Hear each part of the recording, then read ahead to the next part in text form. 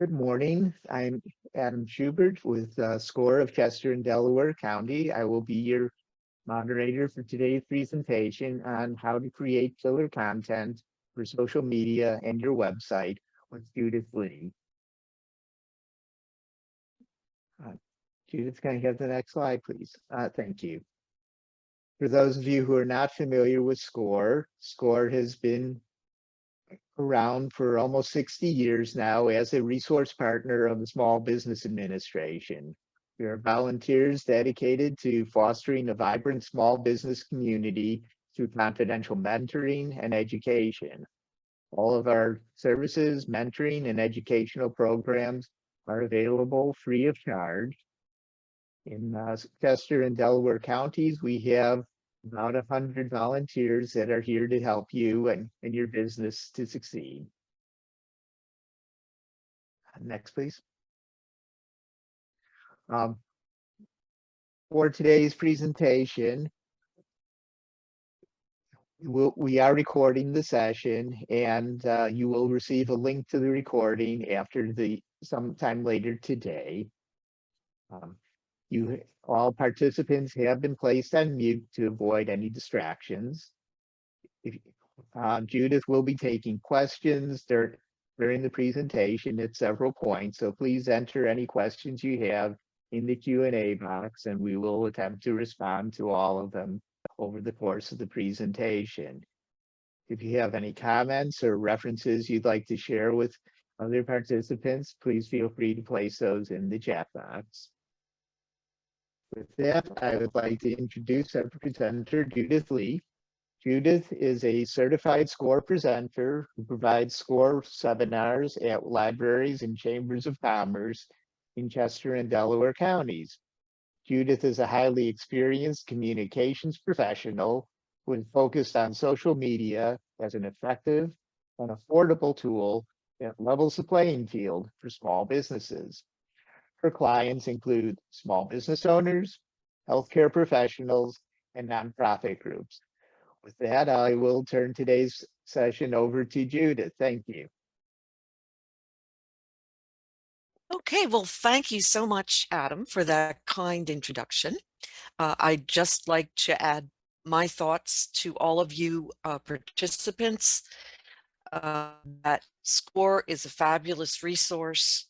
And if you're not already involved with SCORE, if you don't have a mentor, I do want to encourage you to reach out to SCORE.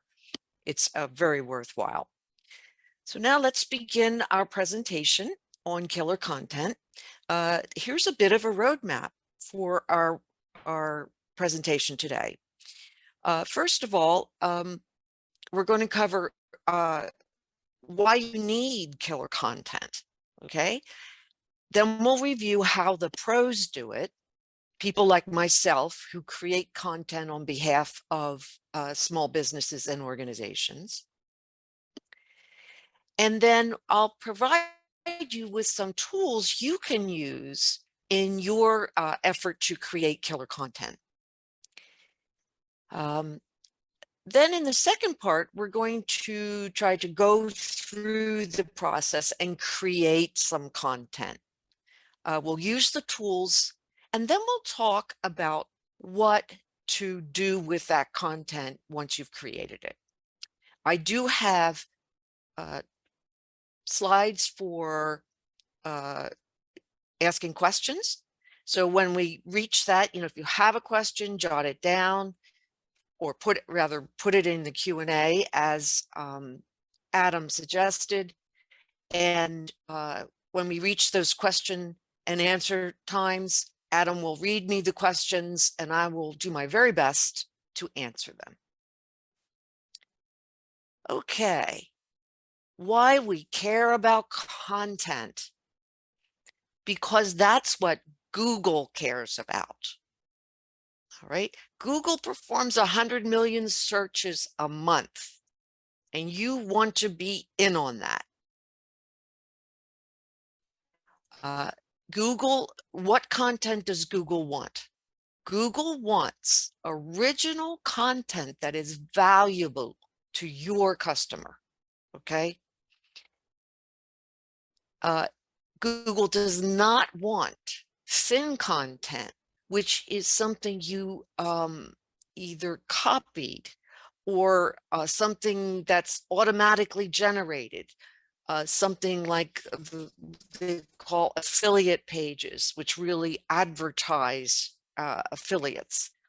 Google wants you to offer content that your customer wants. Now, that really works in your favor because when you present content that your customers want, they'll be much more interested in following you and hopefully purchasing your products or services.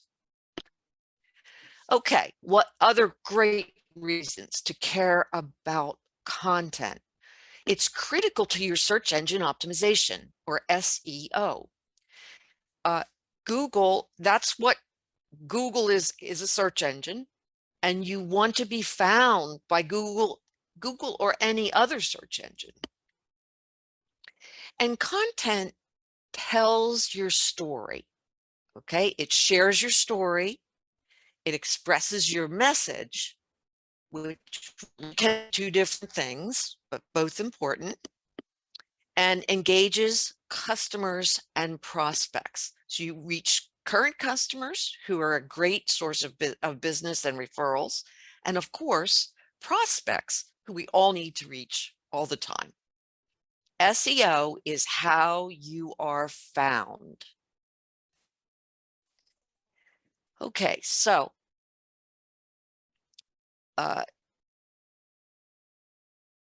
more talk about why killer content. Because killer content is engaging, and you need to have engagement. That means you connected with your customer. So what is engaging? Content that surprises or inspires. If these faces of babies didn't grab you, I want you to kind of check your pulse. There are certain things that sort of catch the eye of every human being. Wonderful faces is one of them, and children are preferred. You want to also educate with your content. Show that you're smart. Show that you know what you're doing. It's an abbreviated version of what I'm doing today. Amuse, be funny. We all know how to make friends. That's what you want to do. You want to make friends with your customers and prospects. Make them laugh. Static versus active. Always something that moves is going to get more engagement than something that's static. So as much as a photo is great, a video is better. Even a GIF, which is a photo or that moves a little, that's a very good strategy for content. And then once again, video. It's very important to make sure that you post video. Okay, I'm going to stop here for a minute. I say here, use the chat feature, use the Q&A feature to ask any questions. And Adam, do we have any questions at this time? Yes, Judith, I have one question right now. Please give some guidance on how, as a healthcare professional, I can ethically share some client results and content. That is a wonderful question. And we can talk more about it later in the presentation, but the way you can do this now, first of all, as long as you don't give any identifying information about the patient, you can use a fictitious name. You probably should not mention the name of the community where the person is. And like you do in any kind of clinical material, you can talk about the gender and the age of the patient. That's really not identifying information. And you can also find content, and I'll talk about that later, content that just covers the topic, say the condition or the symptoms that you want to talk about. So we'll talk about that a little later, but that's a great question and very, very important for healthcare providers and other professionals to protect client confidentiality. Do we have anything else, Adam? Yes, one of our viewers would ask you to speak more about SEO. Okay. Search engine optimization is the way that you provide content through your website and your social media that gets the attention of the search engines, and particularly Google. So I'm giving you some guidance today about how to create that content. And if you create it and post it, you will get that search engine optimization. You'll get a higher position on a search page than you would if you did not put an emphasis on this kind of content. It's very important to show up on the first page of search.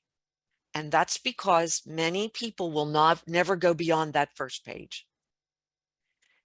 There's sponsored content, which you can pay to have sponsored content at the top of your search page, and then there's usually organic content, and that's content that's like a website or a link to a Facebook page for some organization that has been posting really great content, and your prospect or customer is going to choose from those on that first page.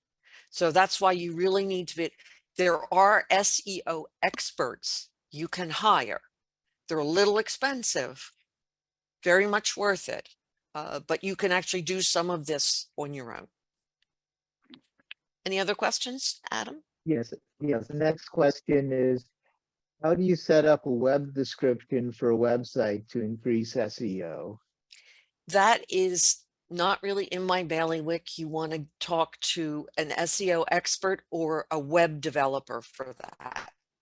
Okay, that's a very good question, but it's highly technical and you want to talk to a web developer. If you have set up your website yourself, you probably still need to pay a web developer to look at how it's set up and make sure it's set up correctly. You have lots of questions today. Okay. So that means we've got lots of interesting stuff on a great topic here. Okay. This says I entered the video a little late. Did you say that on Instagram is connected with Google SEO? Yes. So all your social media will elevate your SEO. Okay. And how do you inspire and encourage webinar participants to share their takeaways on social media? That is a great question. To be honest with you, if you have engaging content, people will share their experiences. You can always do something like have a contest. So you can say, if you, after this webinar, you go to my Facebook page and you share your impressions, you will be entered in a contest to win a free consultation or a free product of some kind, or a white paper that you might have on a topic. So you can always do that. But I do believe that if you have engaging content already on your social media pages, that when you ask people to share, they'll be more, it'll be more likely for them to share. Anything else, Adam? So do you feel that hashtags are still needed and relevant? If so, how many are too many? Yes, I do think they're needed and relevant. And yes, I think that some people have gone crazy with hashtags. And I believe in limiting them to 3 hashtags, even less if possible. But hashtags are important because they also help you be found, to be found. All right. They're like a mini search engine. So someone just looking for information on a certain topic, say if I was using the hashtag social media, people looking for the information on social media will just search for that hashtag and they would find me. So hashtags are important. Thank you. See, Okay. next we've had a lot of questions today, Well, so okay, I'm a little worried we're going to do nothing but questions.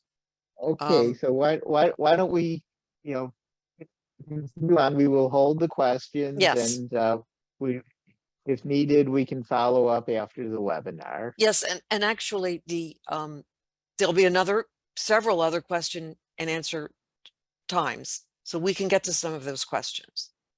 Okay. And I may So, be covering it in the presentation. So, yeah. okay. Okay. So here's how the professionals like myself begin with creating killer content. First of all, original content is the best. Original content is the best. All right. And I will show you some examples of that later on. And we'll also talk about creating original content. But if you don't have original content, you can go to an authoritative source for content. And this, I'm going to tie this to the question about the healthcare providers. So I have a couple of healthcare providers that I create content for. And I use a professional association or a government site like the CDC. And these websites have content meant to be shared with patients. Okay, it's good, it's correct, it's authoritative, its purpose is to be shared. For instance, a couple of my clients are in the ophthalmology field. So I go to the American Academy of Ophthalmology, where they have a whole section of information for patients. And you can pick up any content from there. You can link back to it, and it will be correct. And I use a great deal of that for these particular clients. It's well done, just like the CDC, Centers for Disease Control and Prevention. They have a lot of content for consumers, and it's all correct. So you need to identify for yourself where are the authoritative sources where you can get some content. Make sure you use a source with no commercial interest. For instance, in the legal field, I've done some content for lawyers. It's very tricky. In the legal field, you may find some wonderful content out there on legal topics, but that's provided by law firms who are the competitors of other law firms. You don't want to use that content. First of all, you're plagiarizing. Second of all, it will link back to your competitors. So always look for a source with no commercial interest or create it yourself. Okay, plagiarism is a very, very critical and important issue. You want to, if you're going to pick up content that is not specifically designed for you to take and use, like the sources I just told you about, you will have to either rewrite it or reshoot it to make it original. Okay, because there's a whole legal specialty on internet plagiarism. There are lawyers looking for plagiarized material, and you will be caught. And that means you will in the end be fined. You certainly, the original owner, copyright owner, can come after you and ask you to pay them for the use, and it could be for thousands of dollars. So I have been in a position where I have rewritten or reshot something for original to make it original. There are places where you can test it to make sure it doesn't come up as plagiarized. There's something called Copyscape, Plagiarism Detector, or just Google it. Look for plagiarism tests. That's basically, Googling something is a great way to find almost anything you need. All right. So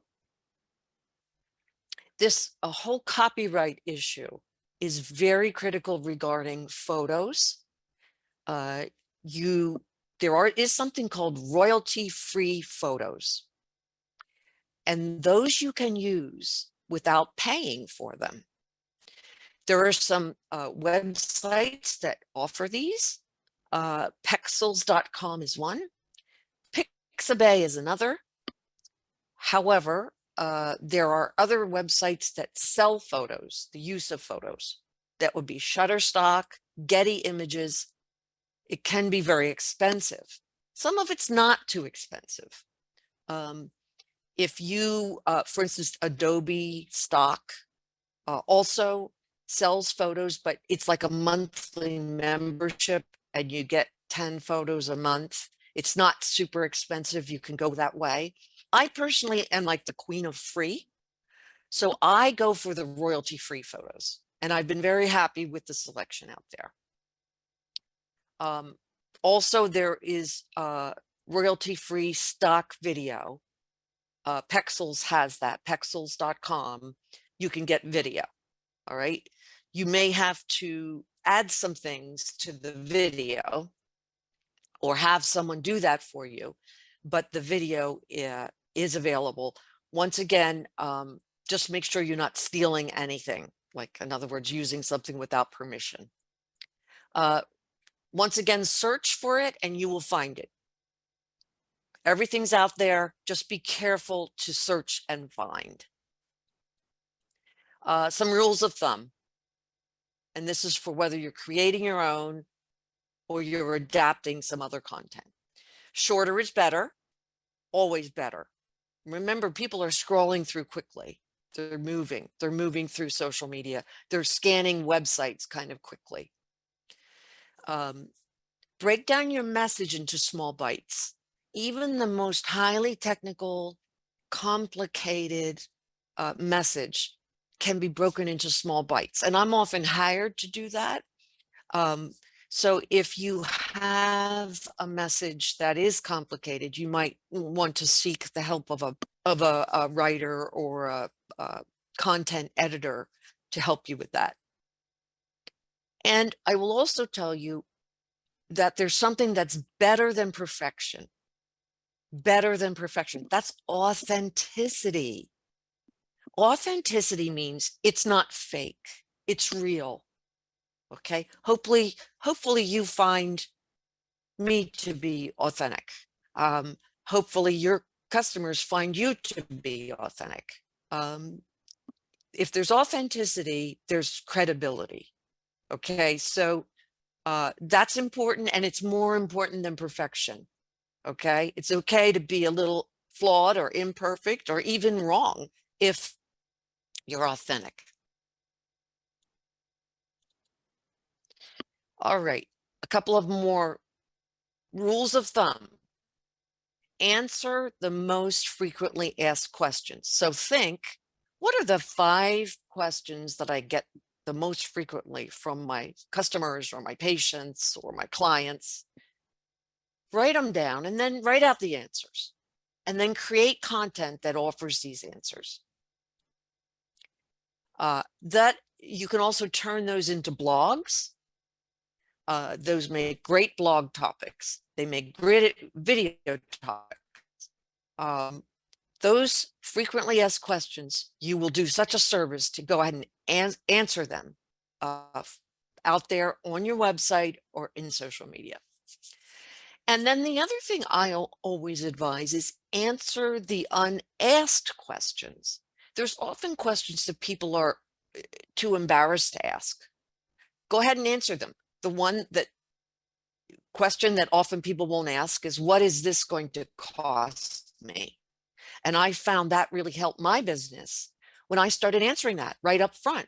There was a perception that the type of services that I provide are expensive. And I didn't charge a lot. I didn't have high rates.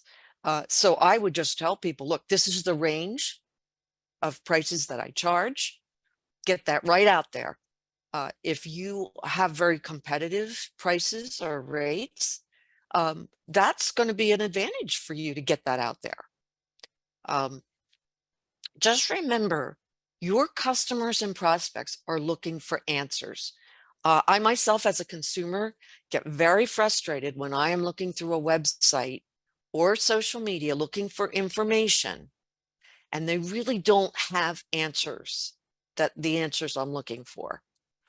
I always get a little suspicious of an organization that doesn't want to tell me, like, what's this going to cost me, or other pertinent questions that are going to help me make my decision as a consumer. Okay. Stop for questions. Adam, what do we have? Okay, so we have, I'm about to publish a book. Should I have social media with my name and another with my business name? That is a wonderful question, and it applies to everyone who's listening. You, first of all, for say Facebook, you have to have a Facebook page for yourself personally if you also want to have one for your business.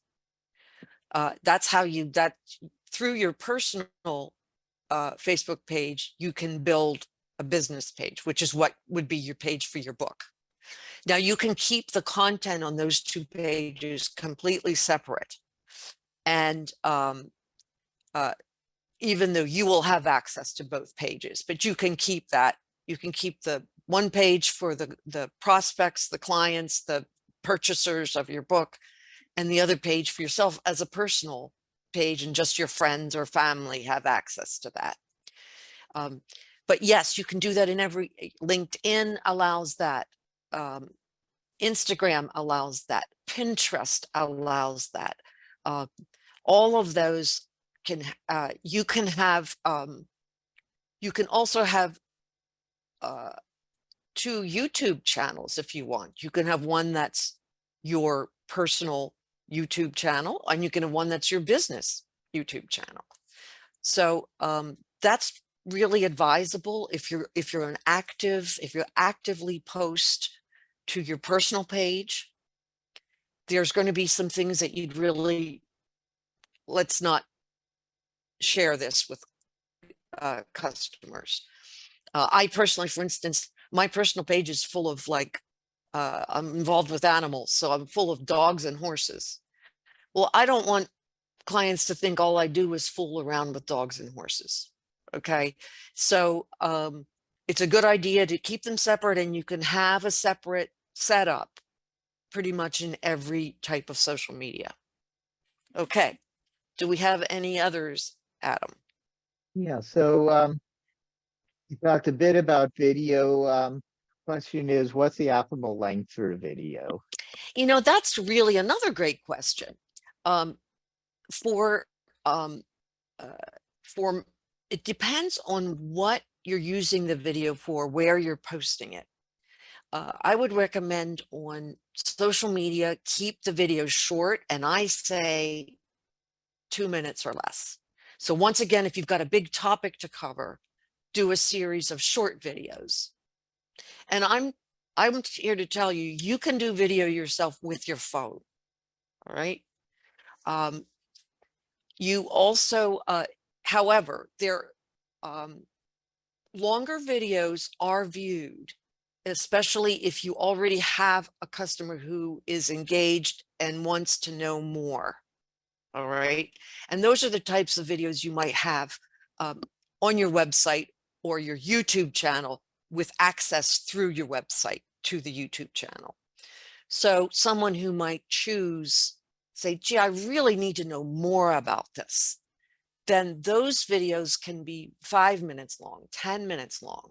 I know myself, if it's really interesting to me, it can be even longer than that. Something like if you might be posting a whole big presentation, say you videotape a presentation, put that on your YouTube channel and just put short teasers out there on social media saying, hey, if you want to see this presentation, go to here, click here. So if a longer video can be very useful and helpful, but not all of your videos should be long. You should have short ones as well. Okay, do we have another question? Yeah, so I'm opening a retail store. Would an example of an authoritative source be a brand that I'm selling in the store? Most definitely. So first of all brands will have a lot of good information for you. If you can just go to their websites, they have tons of content. They should have photos of products. I'm particularly knowledgeable in the optical field.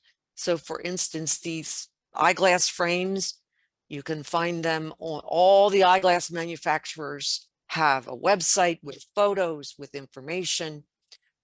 Those are authoritative sources for that specific brand. You might also look for an influencer.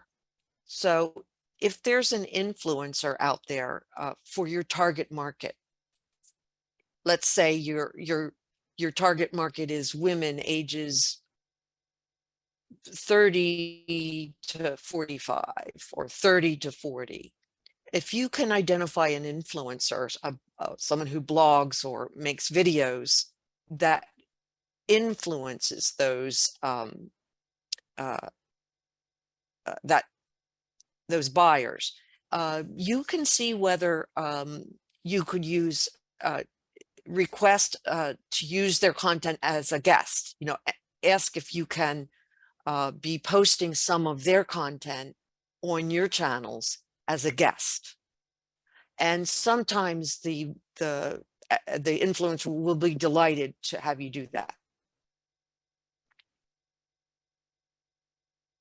Okay. Thank you.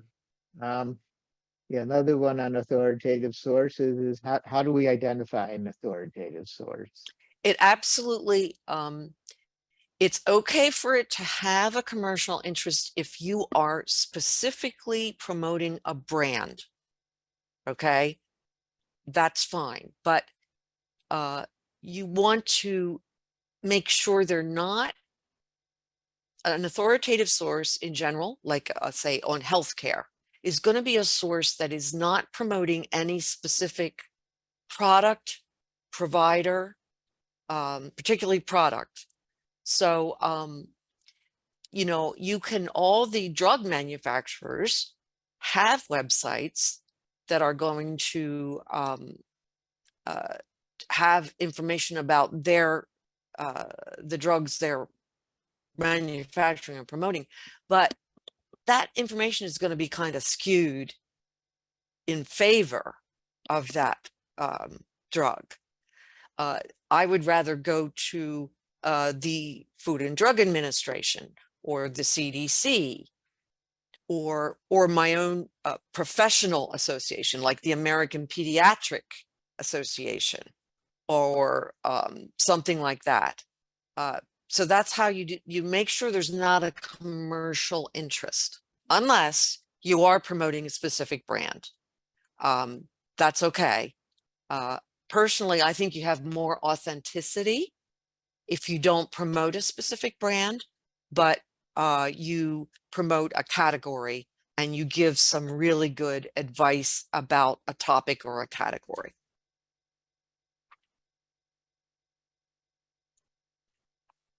Any other questions for now, Adam? We do have a few more, but I'm going to suggest we move Move on. And Okay. with apologies to the questioners, we'll try to answer them at the end or follow up. Okay, good. And there will be at the end, I will post my email address. You can always send questions to me. I'll be happy to answer them. Okay, so here's how we create content. We ask ourselves some questions. Okay, now personally, if you want to post something about what you had for breakfast or some new shoes you just bought, go ahead and do it. But for your business, you want to be more strategic, all right? So you're going to ask yourself these questions. You know, you're going to get to you want to get to the purpose. Your content needs a purpose. So is this a one-time post or a campaign? Right? Is it for the website or social media? It can be for both, or it could be one or the other. Is it a post or a blog? It can be both, but usually a post is shorter than a blog. Okay, so you want to answer these questions for yourself.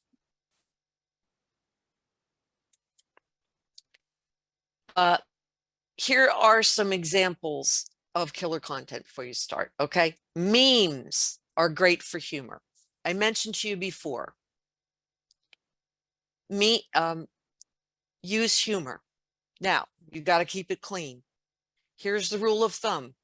Would you be embarrassed to show it to your mother or your grandmother? Okay. If you would, don't use that humor to represent your business. Okay. Use any humor you want on your personal social media, but be very careful. Now, I like to use memes. Memes are simply a photograph, a funny photograph usually, with some text overwritten. You can just get memes. I just Googled memes, funny memes, okay? And they're offered out there, all right? There's websites where here's memes. I like this one because it's a funny picture. It's a situation where other people might have found themselves in, and to a certain degree, I'm poking fun at myself. So I'm not hurting anyone's feelings. And it's cute, it's funny. Someone might get a chuckle out of it. All right. To create a meme, you can use something called Canva, where you can put a photo in and overlay text. And there's also paint.net. That's a freebie. You can use Photoshop to create these too. But I love memes for humor. And I want everyone to remember to sometimes keep it light, no matter how serious your topics might be. Here's some others. I think animals and children are great because they catch people's attention. Once again, I think these are funny. They're not offensive to anyone, and they will give someone a smile. All right. So remember, how did we make friends in school? We were nice to people. We didn't offend them. And sometimes we were funny. All right. And that's the secret to it. So you can create these memes for your campaign. It can be a one-time thing. You can say, I want to do 3 memes a week. You can do a meme a day if it's funny and not offensive. I also like memes that are philosophical. So this is a photo which grabbed me. I'm an animal lover, and I said, oh my goodness, what is this? And then I read it, and I was really inspired by it. Once again, It was not offensive. Whoever put this up, I don't see this, unless this photograph was, copyright protected, this would not be any kind of problem. Okay. And you can get philosophical. You can share thoughts. I would say don't get political. And the reason I say that is because if you get political, that's very divisive. And all you're going to do is turn off a certain percentage of your prospects or customers. The ones who agree with you politically, they already agree with you. They're already your customer, or, they're already attracted to you. But those who don't agree with you politically will beat a hasty retreat. Okay. So don't do that. But you can get philosophical. There's philosophical topics that are common to us all. Okay, so this is a simple way. One of my very favorite types of content. This was created by a company that a man who builds these play sets and tree houses. He takes pictures of everything he builds and puts it out on social media.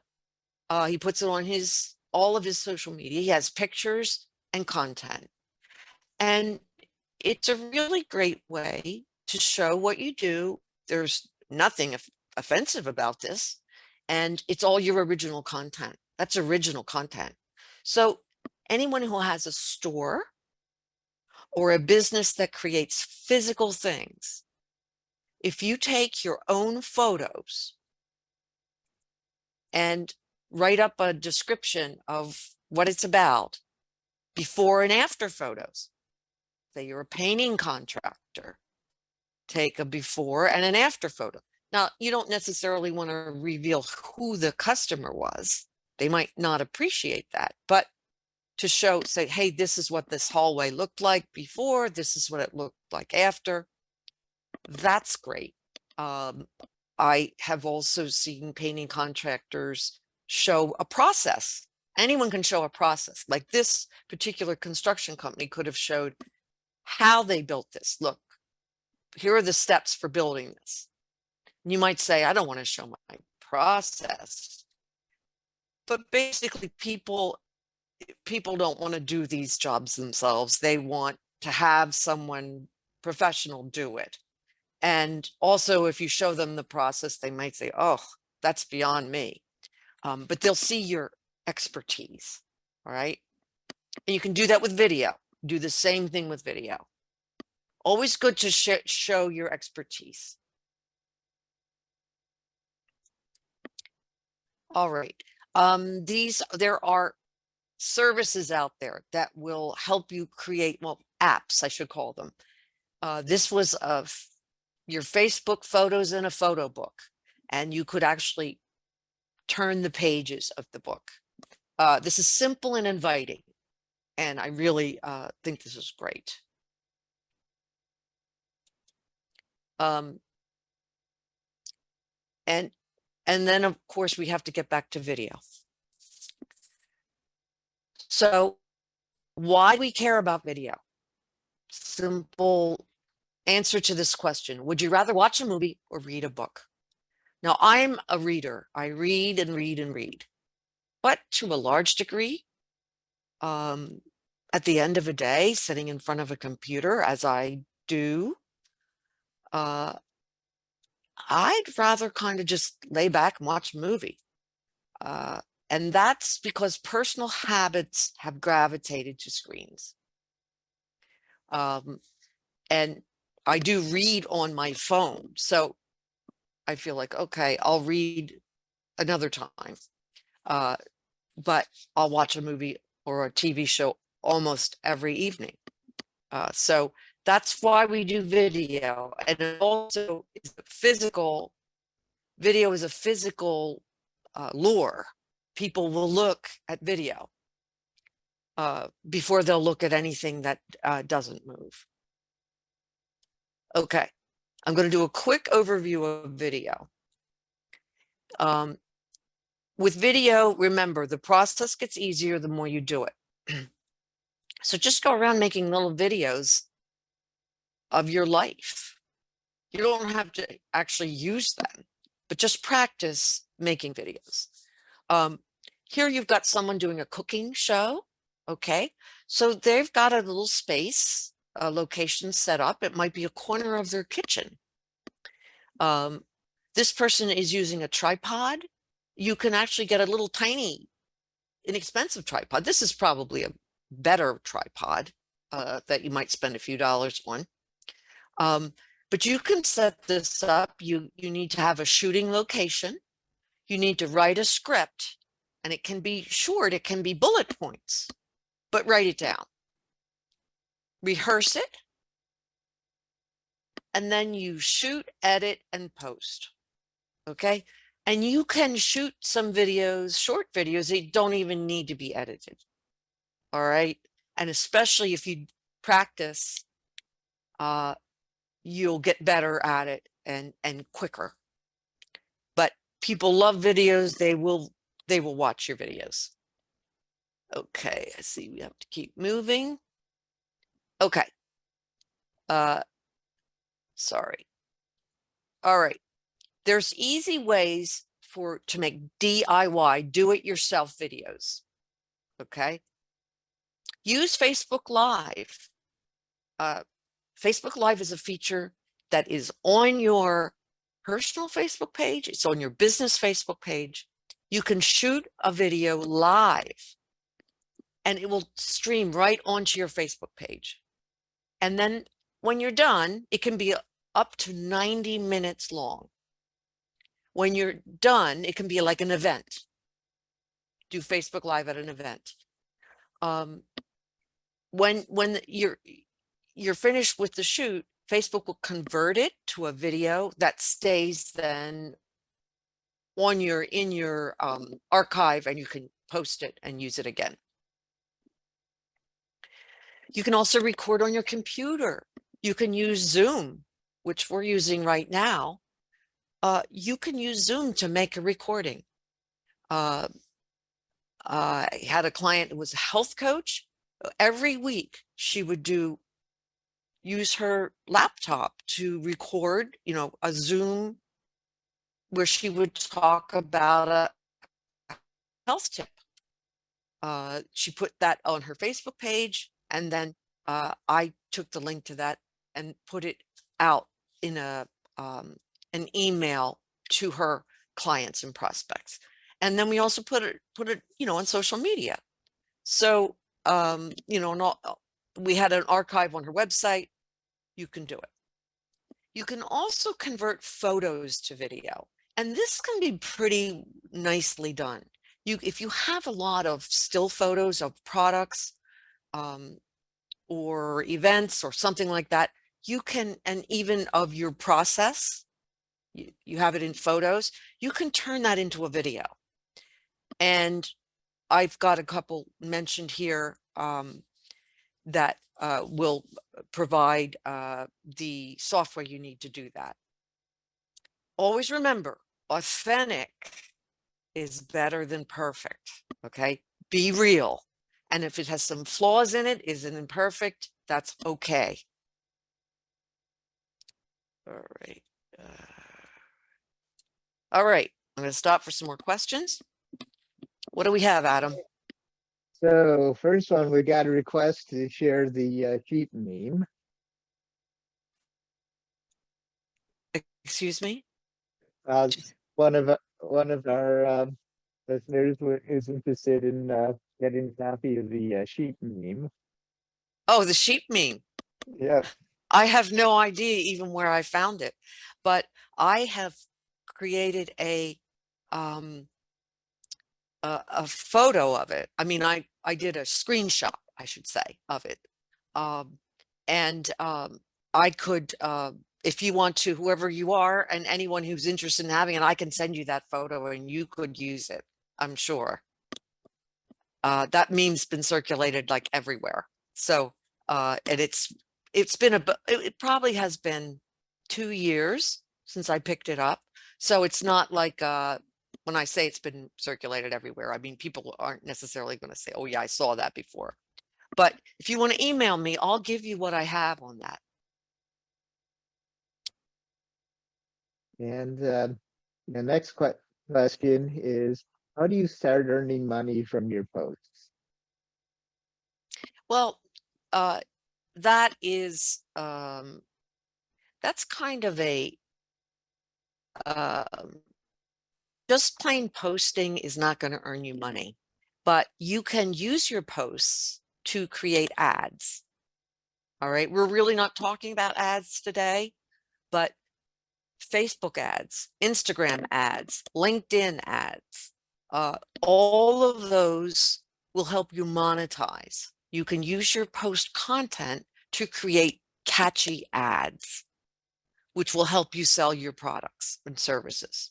All right. But remember, social media and your website primarily are marketing, not sales. So usually you have to take another step to convert to sales. And that's where you monetize. So just posting is marketing, which is very important to sales, but it's not sales. Then you take an additional step where you have ads, or you're going to do some things within your website, like have landing pages designed to convert people to buy. All right, kind of another topic, and really should be tackled by a web developer. But remember, this is really marketing we're talking about today. And marketing, you need another step to monetize marketing. Any other questions? Yeah, that'll be it for right now. Good. Yeah, let's wait to the end. We will have one last, I believe we have one last question and answer. Yeah. Okay. All right. So which platforms for which content? It's really common sense. All right. Facebook humanizes your brand. Facebook is what it sounds like. It's a place for faces. So you use Facebook to be a person, even though it's your business page. Try to get faces on there. Your face, the face of other non-competitive experts. If you have employees, their faces. Generally, do not use faces of your customers unless they give you express written consent. All right, but faces on Facebook. That's where I would put faces of babies, a meme using other human faces that I have permission to use. I used to use quite a few of the photos of our son as a little boy on Facebook posts. It was my photo. Our son didn't care. He was well past, moved on with his life. So anyway, okay. Instagram too is also fun, and it draws a younger audience. So Facebook is usually people 45 and older, might even be 50 and older now. Instagram is more people 30 to 45. It's fun, and it draws a young audience. Twitter, you use it to send someone somewhere. So I would put up a nice Facebook post or Instagram post, or put something new on my website. Then I'd go to Twitter and I'd say, hey, go see this, go see that. And that will generate traffic. LinkedIn is more of I think I've got that on the next page. Each platform has a different audience and a different purpose. LinkedIn is for displaying your expertise. They have a very good blog function on LinkedIn. Pinterest is for ideas, and it's great for reaching women. Women love Pinterest for ideas. And then YouTube, you use to be found. YouTube is actually the second largest search engine in the world. Next, second only to Google. And of course, Google owns YouTube. And YouTube is also your tool for storing video. It's your archive. most of us don't have a website capable of storing a lot of video, but you can store it on YouTube. Okay. Your website is your digital storefront. If you have a storefront, you still need a website. If you don't have a storefront, of course you need a website, and it is your storefront. You're going to make sure your website uses keywords key to SEO. What are your keywords? They're the words that your prospects would use to find your expertise. So you can find out what the keywords are by using some of these services that I mentioned here. You also can use your common sense. You know, for me, it would be this. My keywords are the same as hashtags. Okay, my keywords are things like social media, Facebook ads. Anyone who'd be trying to find someone who does what I do, those would be my keywords and my hashtags. Your website also tells your story. Telling your story is extremely important. Clients want to know your story. You might say it's boring. It's not boring. Okay. And your website will store all your content. Okay. You're going to store everything on there that you can, except for video, which you're going to store on YouTube, and you'll link it from your website. Your website sells your business. Okay. Quickly, I'm going to go through this because we're really running out of time. How do you know it's working? Your posting and your website. You know by likes, shares, and comments. Are people engaged? Your search engine ranking, it should improve. Your Google Analytics, you can get that from the back end of your website, and you can Google it and find out how. Sales inquiries, are you getting more? How does it feel? Are customers responding? For me, when I really got more engaged with social media and website posting and did a lot more, what I found was wherever I went, people like recognized me. They knew me because my picture had been out there. My face had been out there, and they thought they knew me. Okay. So Is that my end? Okay. So can I take a question or two here, Adam, or are we out of time? yeah, let's give you. So one question is TikTok. You didn't mention them. Okay. And TikTok is a newer thing. TikTok is great for younger people. So if your audience is 25 or younger, even 30 and under, TikTok's super popular. And TikTok, it's very easy to make TikTok, what they call TikToks, which are videos. All right. You'll need to, it's not, if you want to reach me, don't go on TikTok. Someone my age and with my demographics. If you want to reach young people, TikTok's great. Go on to TikTok, learn, sign up for TikTok, learn how to make TikToks, and start to post them. And on TikTok, show your expertise, show your process, be funny. Remember to stay in good taste. Never use TikTok videos to make fun of other people. But TikTok is good if your target audience is age 30 and under. Okay. Are we going to say what we're out of time and we'll go to the closing? Yes, Adam? let's do that. Okay. And I believe, excuse me. Yeah, did you have a slide with your contact information? That's the SCORE contact information. I think there's Right. one more slide that has mine. Yeah, so we've got people asking for your Oops. email. Okay. So I somehow must have deleted that slide. So I am going to give you right now my email information. Okay, I'll just give it. It's Judith Lee, JUDITHLEE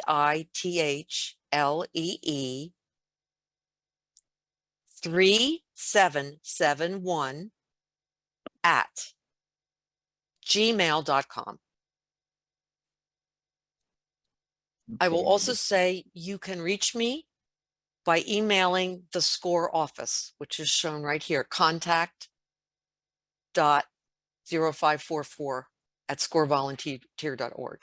The office can forward anything to me. I do urge you to go to the website. It is the SCORE website. It's terrific. And I would say thank you all very much. Very much. You've been a great audience. Feel free to send questions on to me. You're now my peeps, and I'll be glad to chat with you. Thank you very much, Judith. I'm going to launch a poll now so you can give us feedback on today's webinar.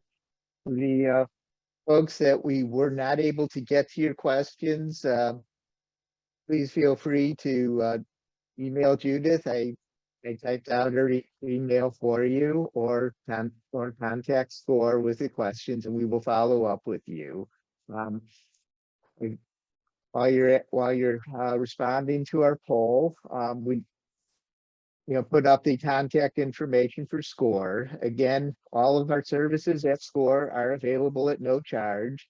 If you don't currently have a mentor, you can come to our website and pick out a mentor from our roster of mentors, so you can search by areas of expertise. If you're looking for someone with a specific area of expertise to help you, or you can request that a mentor be assigned to you, and we'll take your information and try to pair you up with somebody who we think would be a good fit. And our mentors will be happy to meet with you and go through where your needs are and see how we can help you. And again, all of our services are available for free.